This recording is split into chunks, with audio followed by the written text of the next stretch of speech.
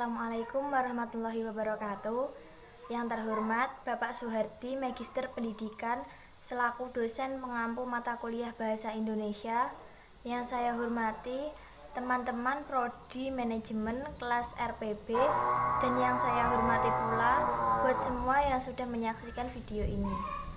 Pertama-tama, saya ucapkan puji syukur kehadirat Allah Subhanahu wa Ta'ala yang telah melimpahkan rahmat, hidayah, serta inayahnya kepada kita semua, sehingga sampai saat ini kita masih diberikan kesehatan di tengah pandemi COVID-19 ini. Dan yang kedua, sholawat serta salam kita haturkan kepada junjungan kita Nabi Agung Nabi Muhammad SAW yang kita nanti-nantikan syafaatnya di yaumil kiamah nanti. Amin.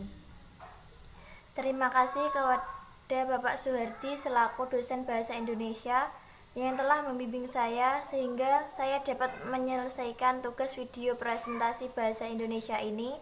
Dan terima kasih kepada teman-teman semua yang sudah menyaksikan video ini. Perkenalkan, nama saya Siti Mutmainah dari Prodi Manajemen kelas reguler pagi B STIE YPPI Rembang. Pada kesempatan kali ini saya akan mempresentasikan tugas Bahasa Indonesia yang bertema keterampilan mendengarkan.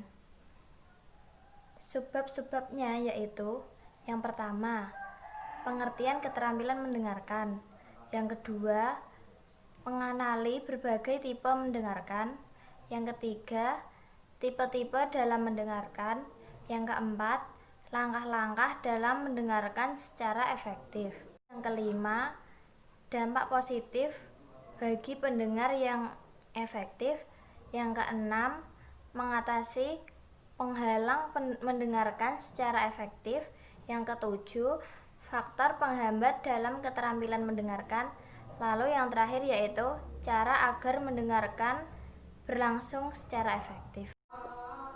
Yang pertama yaitu pengertian keterampilan mendengarkan. Mendengarkan merupakan proses intelektual dan emosional. Dengan proses itu, orang mengumpulkan dan mengintegrasi antara input fisik, emosional, dan intelektual dari orang lain dan berusaha menangkap pesan serta maknanya. Jadi, keterampilan mendengarkan adalah kemampuan menyimak atau memperhatikan penuturan klien selama proses konseling berlangsung. Mendengarkan juga merupakan proses menyimak secara khusus dan terpusat pada objek yang disimak sebagai suatu aktivitas yang mencakup bunyi bahasa, mengidentifikasi, serta menitik lambang-lambang lisan, dan juga mereaksi atas makna yang terkandung dalam bahan yang disimak tersebut. Yang kedua, yaitu mengenali berbagai tipe mendengarkan. Menurut Courtland dan John, mendengarkan merupakan keterampilan paling penting yang dibutuhkan untuk menyelesaikan pekerjaan di tempat kerja. Secara efektif, mendengarkan dapat memperkuat hubungan organisasi, meningkatkan pengiriman produk, menyiapkan organisasi akan peluang inovasi, dan memungkinkan organisasi tersebut dapat mengelola pada era yang ditandai dengan meningkatnya keragaman angkatan kerja dan pelanggan yang dilayani perusahaan. Yang ketiga yaitu tipe-tipe mendengarkan. Tipe-tipe mendengarkan ada 3. Yang pertama yaitu mendengarkan isi atau connect listening. Mendengarkan isi atau connect listening tersebut adalah memahami dan menguasai pesan pembicara. Mendengarkan isi pembicaraan, penekanannya adalah pada informasi dan pemahaman Anda dapat mengajukan beberapa pertanyaan untuk memperjelas materi, dan lebih baik abaikan saja gaya pembicaraan dan keterbatasan apapun dalam menyampaikannya. Fokus hanya pada informasinya tersebut. Yang kedua, yaitu mendengarkan dengan kritis atau critical listening, adalah memahami dan mengevaluasi arti pesan pembicara pada beberapa tingkat, di antaranya yaitu logika argumen, bukti yang kuat, kesimpulan yang valid, implikasi pesan untuk diri sendiri dan organisasi yang ada, maksud dari motif pembicaraan, dan setiap informasi atau poin relevan yang dihilangkan.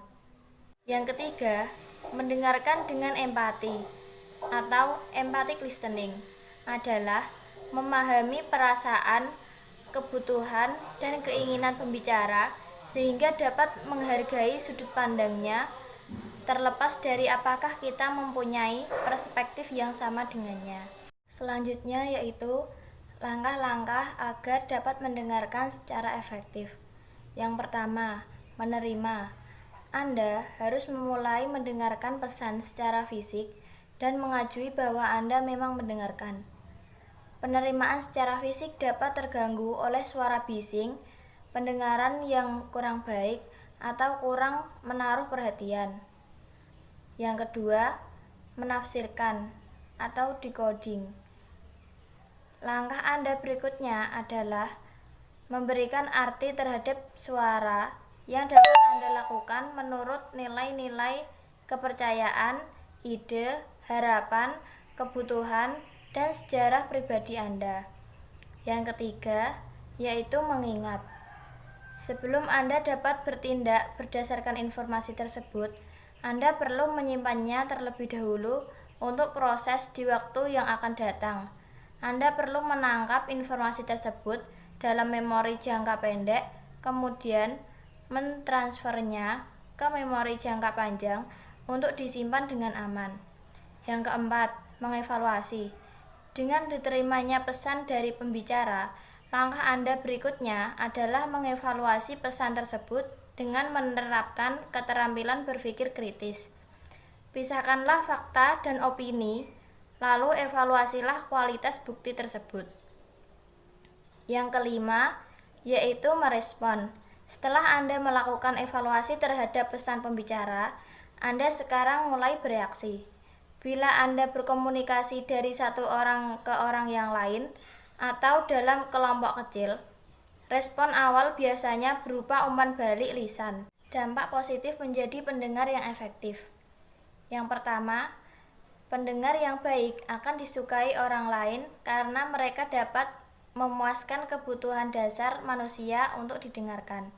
Yang kedua, kinerja atau prestasi kerja karyawan meningkat ketika pesan yang diterima tersebut dapat dimengerti dengan baik. Yang ketiga, umpan balik atau feedback yang akurat dari bawahan atau karyawan akan berdampak positif pada prestasi kerjanya. Yang keempat, manajer dan karyawan akan terhindar dari munculnya kesalahpahaman dalam menyampaikan suatu pesan. Yang kelima, pendengar yang baik akan dapat memisahkan mana fakta dan yang mana yang sekedar gosip. Yang keenam, pendengar yang baik memiliki kecenderungan membuka ide-ide baru dari pihak lain sehingga hal ini mendorong berkembangnya kreativitas. Yang ketujuh, pendengar yang efektif juga akan dapat menghasilkan prestasi kerja yang baik dan peningkatan kepuasan kerja. Yang terakhir yaitu kepuasan kerja meningkat karena mereka tahu apa yang terjadi, kapan mereka mendengar, dan kapan mereka berpartisipasi di dalamnya yang tumbuh dari komunikasi yang baik. Selanjutnya yaitu mengatasi penghalang mendengarkan secara efektif. Antara lain, yang pertama yaitu kendalikan apapun hambatan terhadap penerimaan fisik sebisa mungkin. Di antaranya yaitu trauma, menginterupsi pembicaraan dengan mengajukan pertanyaan, atau memamerkan perilaku nonverbal yang mengganggu. Yang kedua, hindari pendengar secara selektif dengan mencoba berfokus pada pembicara dan menganalisis apa yang didengar. Yang ketiga, pertahankan pikiran yang terbuka dengan menghindari setiap prasangka atau tidak mendengarkan secara defensif. Yang keempat, menguraikan kata-kata sendiri ide-ide pembicara. Berikan orang tersebut kesempatan untuk menegaskan atau memperbaiki interpretasi Anda. Yang kelima, Jangan hanya mengandalkan pada daya ingat, tetapi rekam, tulis, simpan informasi dalam beberapa cara fisik lain. Yang keenam, tingkatkan daya ingat jangka pendek dengan mengulang-ulang informasi, mengaturnya dalam suatu pola, atau memecahnya dalam daftar-daftar pendek. Yang ketujuh, tingkatkan daya ingat jangka panjang dengan melakukan asosiasi, kategorisasi, visualisasi, dan menghafal. Selanjutnya yaitu faktor-faktor penghambat dalam keterampilan mendengarkan. Yang pertama, susunan informasi, yaitu teks yang berisi informasi yang disusun secara kronologis lebih mudah dipahami daripada yang tidak kronologis.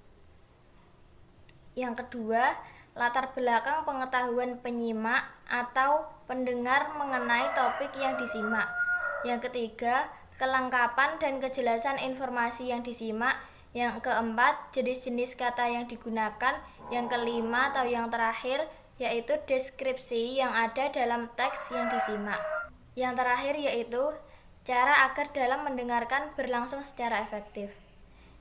Yang harus dilakukan adalah perhatikan dengan baik siapa yang berbicara tersebut, mulai dari gerakannya, kontak matanya, suara, dan ekspresi wajahnya. Perhatian tersebut akan dapat membantu pemahaman Anda terhadap apa yang dimaksud oleh pembicara tersebut. Yang kedua, berikan umpan balik atau feedback. Seperti apa mereka sudah mengerti atau belum? Apakah ada pertanyaan atau pernyataan setuju atau tidak setuju terhadap apa yang telah disampaikan tersebut? Yang ketiga, mendengarkan membutuhkan waktu. Oleh karena itu, proses komunikasi yang dilakukan secara tatap muka sebagaimana seorang pengirim dan penerima pesan secara simultan. Yang keempat atau yang terakhir, yaitu gunakan pengetahuan Anda tentang orang yang berbicara tersebut untuk dapat menarik manfaat positif bagi Anda. Sekian presentasi dari saya. Apabila kurang lengkapnya materi yang saya sampaikan dan jika ada tutur kata yang kurang berkenan, saya mohon maaf. Terima kasih kepada Bapak Suhardi selaku dosen Bahasa Indonesia yang telah membimbing saya, dan terima kasih kepada teman-teman semua yang sudah menyaksikan video ini hingga selesai. Semoga sedikit ilmu yang saya sampaikan bermanfaat bagi semua yang sudah menyaksikannya. Amin. Sekian, wabillahi taufiq wal hidayah. Wassalamualaikum warahmatullahi wabarakatuh.